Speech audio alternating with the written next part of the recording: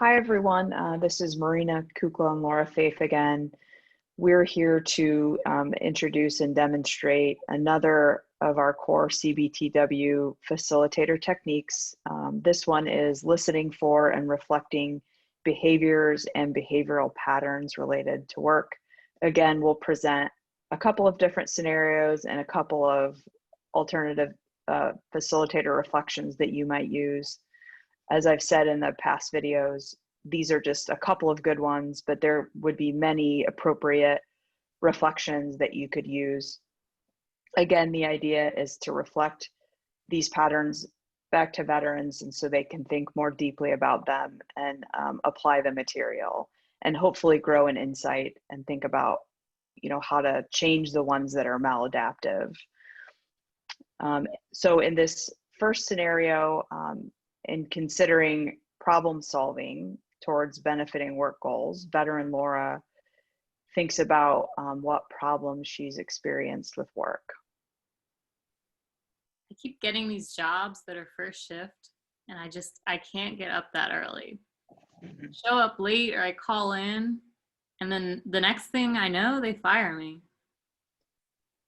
Yeah, I mean, I definitely relate to that because I'm not a morning person either, and it's tough for me to get up sometimes. But it sounds like you've noticed that when the job starts early, you can't get up, and then you just end up like chronically late. And then you've had a few jobs where this has kind of tripped you up. It's been pretty difficult. Now you're sort of wondering what to do about this problem. Yeah, I mean, I'm wondering if these first shift jobs are just not for me. I mean, some of them start really early, like 7 or 8 in the morning. I cannot be somewhere that early. I need like 9 or 10 hours of sleep, and it just doesn't work for me. Yeah. Sounds like for you, like a big thing is maybe figuring out a solution to this, maybe getting a second or third shift job or figuring something else out. And today we're going to work on problem solving, and we're going to do problem solving as a group. And I'm wondering if you would be okay with us using this example that we could do together as a group and maybe brainstorm some ideas or some solutions. I would be open to that. I'd like to hear other people's ideas if anyone else has this issue. I think that would be good. Okay, great. Let's do that.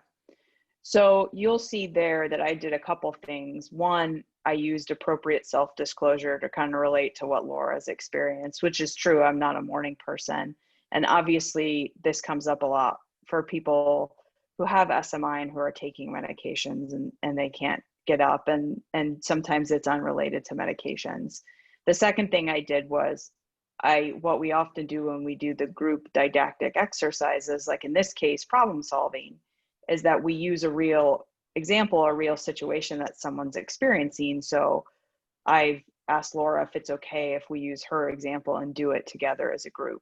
We found that veterans really like this one. They like doing problem solving together and sort of brainstorming and thinking about how to actually implement these solutions. And so it usually goes over really well. So a separate reflection that would be appropriate in this case to her initial statement might be, so for you, getting up early in the morning is tough. Jobs that start early just don't seem to end well for you. It sounds like you've had a few experiences, and now you're thinking about what to do about that now that you're looking for work again. Yeah, I've had a few different experiences where I've just been late and the supervisor didn't like it, and they just thought that I was a bad person or whatever. I don't know, but it just doesn't work for me. I just need to figure something out.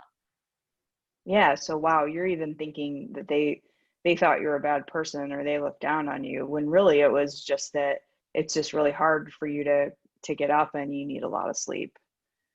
Yeah, I just need a lot of sleep. I'm not an awful person. I just can't work that early in the morning. Yeah, for sure, for sure. Well, let's see if we can work on thinking about that together. Okay, so for this is the second scenario we have during session 9, which is dealing effectively with people at work. Veteran Laura discusses what she's experienced working in teams and how this is sort of impacted her success at those jobs? Just really don't like working with people. They really piss Hmm. me off. They always think they're better than me. Like, I don't have the right to be there. But if I say something to them or get into it with them, it's me who gets my ass chewed out by the supervisor. Wow. So it sounds like working with people has been pretty tricky for you. And you've noticed that can be like pretty difficult to navigate and figure out. In the past, you've gotten blamed for things when it comes to working with other people, and you're thinking it's been unfair. It also sounds like you're trying to find a job where you can work more on your own, maybe. Yeah, I've been really unfairly treated in jobs before. I'm always the one to get blamed, and it it's a lot of times other people's fault too, but I'm the one to get blamed. So, maybe I should just work by myself. I can't work with other people. Yeah, so it sounds like it's been really tough, and you just keep thinking that it's unfair that you're the one who gets in trouble. And maybe one solution would be just getting a job where you can work by yourself or like more one-on-one. Yeah, I think that might work better for me if I'm just by myself so I don't have to deal with people. I don't have to get all pissed off when Hmm. people make me angry. Yeah. Okay. All right. So a separate reflection to her initial statement as the veteran. So in the past for you, it's been pretty challenging working with others and getting along with them. That's made it more difficult for you to keep those jobs. Now you're thinking about what you might do for your next job so those problems don't come up again. Yeah, I've had a really tough time working with other people with jobs and in job situations. And, Hmm. I'm kind of at a loss of what to do. I mean, I guess one thing I could do is just not work with people at all. But, I don't know. I need to figure something out in future jobs. I want a job. I want to get one. I have to figure this Yeah. Yeah, for sure. I mean, I think this is a really important problem, and I think it's something that we can talk more about. It's really obviously relevant. We're talking about how to deal with people today, and there are ways to do that. Like we're going to talk about using I statements, and sometimes that can make it easier to work with people. It seems like importantly, you've figured out that this is like a big issue for you that you have to pay attention to for your next job so that this same pattern or the same like cycle doesn't keep happening.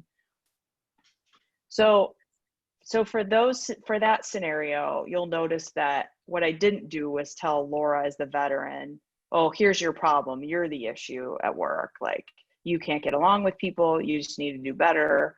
You just need to fix it. Even though in my mind, it sounds like she's the issue. She keeps having this problem over, but it's not really very helpful for Laura to grow in insight and better understand that pattern. She sort of recognized it.